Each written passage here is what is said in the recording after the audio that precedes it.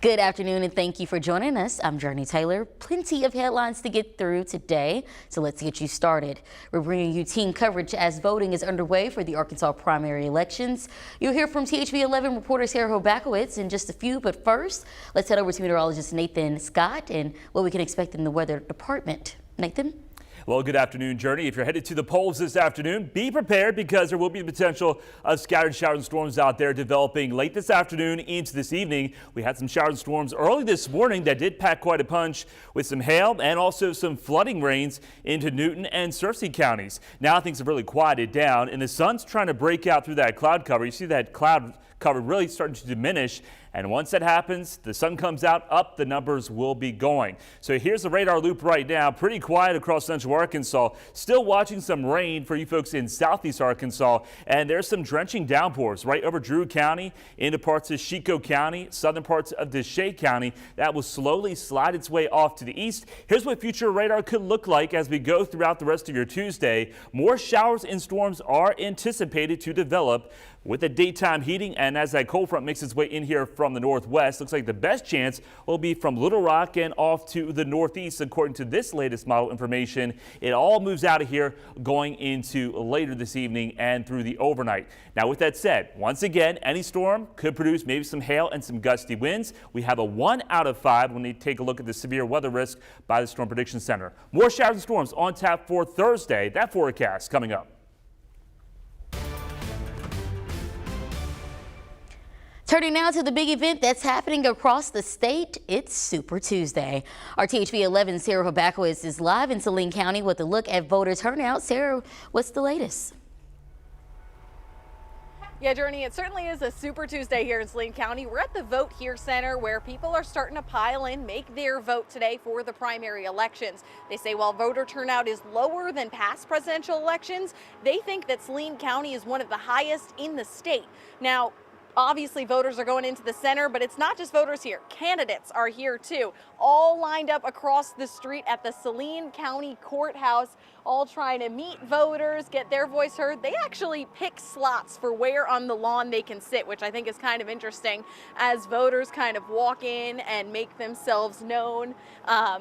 Right now, that turnout, again, is not as high as it's been, but it is still early in the day. They're expecting people to keep coming through, and polls are going to be open until 7:30. If you're in line at 7:30, they say you can still vote. They'll make sure you can. And again, I want to talk about that voter turnout. They have a live look going on, a counter, and they say about 16% of the county has turned out to make their vote so far. So as long as you bring that photo ID and you're in line before polls close, you can make your vote today, and not only in the primary election for president, but also for those local elections. That Bryant mayor election certainly getting people out today and the voters that I've spoken to. But we will come back here with the latest tonight at 5 and 6. Wanted to check in at that voter turnout. It's about 16%, but we will bring you the latest. But for now, reporting in Saline County, Sarah Hobakowitz, THV 11 News. All right, Sarah, thank you. Well, turning now to Bryan and Pine Bluff, where voters will be tasked with choosing their next mayor today. The race happening in Bryan comes down to City Council member Jason Brown and the city's previous Director of Parks and Rec, Chris Treat. As for Pine Bluff, incumbent Mayor Shirley Washington will face off against a field of Democratic contenders. Now, you still have time to go out and vote, but again, the polls will close tonight at 7:30.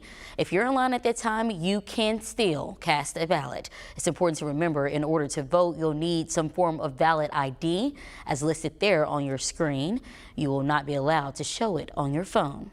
Now, we can't stress this enough. You can have all of this information readily available at your fingertips. All it takes is pulling out your cell phone and texting the word VOTE. That is VOTE to the number you see here on your screen. That's 501-376-1111.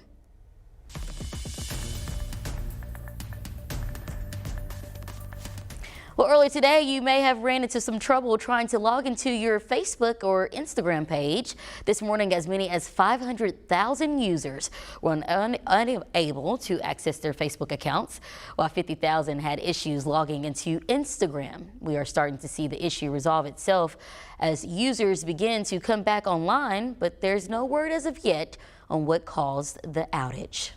This all comes as Attorney General Tim Griffin is trying to crack down on child exploitation on platforms like Instagram. The Attorney General is pushing back on underage accounts that are managed by parents and he says that the app's parent company, Meta, has refused to implement basic protections for child safety.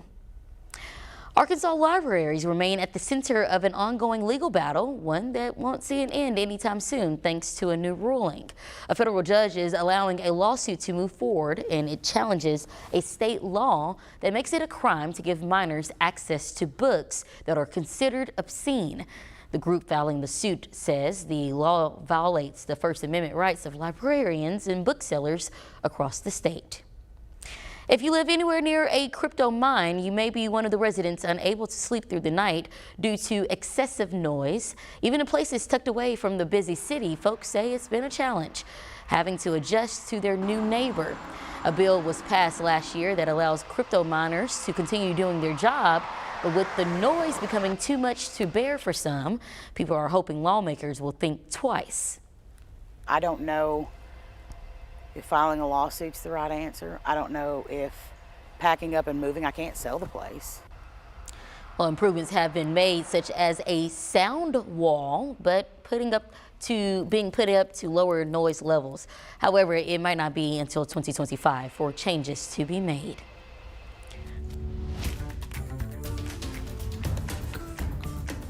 Millions of Americans coast to coast will head to the polls today to cast their primary votes.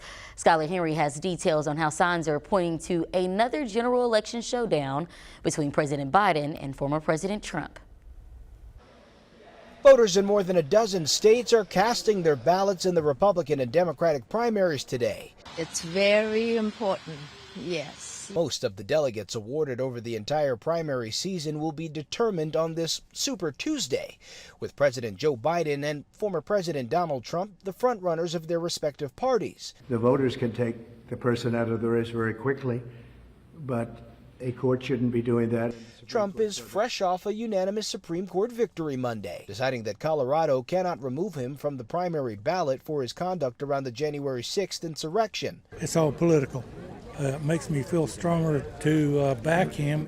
Arkansas Governor Sarah Huckabee Sanders cast her vote and looked ahead to the general election. This is a head-to-head matchup at this point between Joe Biden and Donald Trump, and he's the clear favorite, has all the momentum, and I feel really good about him winning again in November. 6 Super Tuesday states, including here in Virginia, have open primaries, allowing voters to cast a ballot across party lines.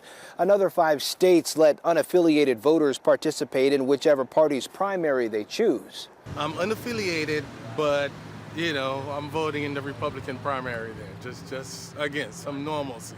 GOP challenger Nikki Haley is looking to pick up support in those primaries, not limited to registered Republicans. At some point, maybe we should say the reason that America keeps losing is because of Donald Trump. Haley has vowed to stay in the race as long as she's, quote, competitive, but hasn't defined what that really means. Skylar Henry, CBS News, Alexandria, Virginia. A ruling sent down by the U.S. Supreme Court has temporarily blocked an immigration law in Texas that would have allowed state officials to arrest migrants who crossed into the state illegally. Texas Governor Greg Abbott initially signed Senate Bill 4 into law back in December, enforcing state officials to make such arrests. The law has since received pushback from President Joe Biden, who argues that it is the job of the federal government. The Supreme Court is now giving Abbott until March 11th to file a response. More budget airlines are taking off since the pandemic. Coming up, a look at the pros and cons of getting on some of these flights. Nathan?